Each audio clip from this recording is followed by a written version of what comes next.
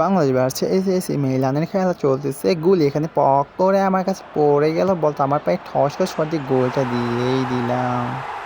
এখন তোমাদেরকে দেখাবো আমার গোল দেওয়ার সেলিব্রেশন ঠিক। আবার আমরা আক্রমণে গেলাম, তারা বল তুললো, আমরা আক্রমণে গেলাম, কিন্তু গোল হলো না।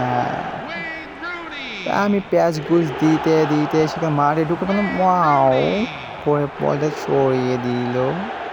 এখানে আবার তারা আক্রমণে যাচ্ছে, কিন্তু পেল না বল। আমি আবার ডি বক্স থেকে উড়িয়ে দিলাম।